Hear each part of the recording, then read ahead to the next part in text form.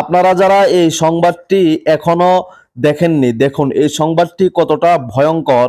যে আর্জেন্টিনাকে বাংলাদেশের লাখো লাখো মানুষ সাপোর্ট করে, ফুটবলে তাদেরকে সমর্থন করে, সেই আর্জেন্টিনা কিনা দখলদার রাষ্ট্র ইসরায়েলের পক্ষে জাতিসংঘে তারা কি ভোট দিয়েছে।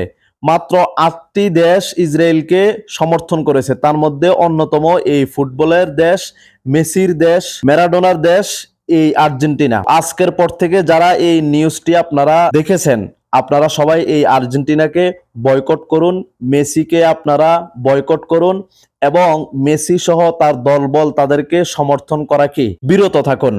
আমরা যেভাবে কোকা কোলা, পেপসি সহ আরো অন্যান্য যে সমস্ত ইসরায়েলি কোম্পানিগুলোকে আমরা বয়কট করেছি, আমরা আমাদের মুসলিম ভাইদেরকে নির্বিচারে হত্যার প্রতিবাদে আমরা যেভাবে তাদেরকে বয়কট করছি, ঠিক একইভাবে এই ফুটবলের দেশ আর্জেন্টিনাকেও আমরা কি সবাই একসাথে তাদেরকে বয়কট করি। তারা কতটা জ্ঞান শূন্য, একটি দখলদার রাষ্ট্র আরেকটি জনপদের উপরে এভাবে নির্বিচারে বোম্বিং করে তারা ওই জনপদের হাজার হাজার জনগণকে তারা হত্যা করলো এবং এখন পর্যন্ত খবর অনুযায়ী প্রায় 35,000 নিরীহ ফিলিস্তিনিকে তারা হত্যা করছে, যাদের মধ্যে অধিকাংশই নারী এবং শিশু।